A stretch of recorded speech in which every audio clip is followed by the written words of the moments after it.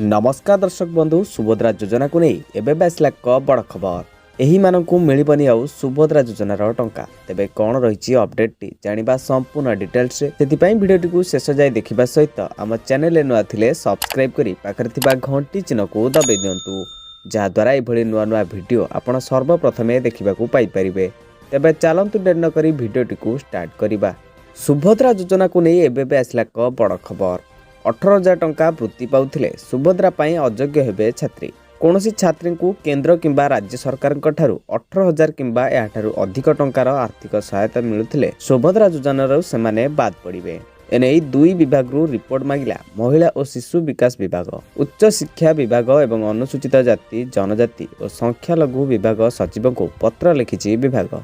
सुभद्रा नियमावली अनुसार यह योजना अधीन योग्य होगापी हिताधिकारी बयस 21 वर्ष किंबा ताठारु अधिक एवं 60 वर्षरु कम होइथिबा आवश्यक। राज्य किंबा केंद्र सरकार कौनसी योजना अधीन जदि वार्षिक 18,000 टंका किंबा ताठारु अधिक अर्थ सहायता ग्रहण करुथिबे तेबे से क्षेत्र में संपृक्त महिला अयोग्य घोषित हेबे।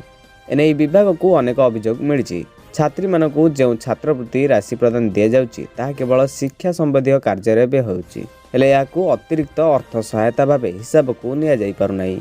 एने विस्तृत भावे जांच करी तथ्य देबाकू निर्देश दिया जाइछि। विभाग पक्षरु प्रदान करा जाइतिबा निर्दिष्ट फॉर्मेट रे 2023 रु 24 और 2024 रु 25 आर्थिक वर्ष रे केउ छात्री माने 18,000 टंका रु अधिक छात्रवृत्ति नैचंती तार समस्त तथ्य प्रदान करिबा लागि चिट्ठी लिखिछि विभाग। तेबे दर्शक बंधु एतला संपूर्ण डिटेल्स आपण माने ए वीडियो रे जानिबाकू पाइले। वीडियोटी भल लागिथिले गोटे लाइक कर दियंतु। आम चैनल नुआ थिले सब्सक्राइब करी पाखर थिबा घंटी चिन्ह को दबाई दियंतु।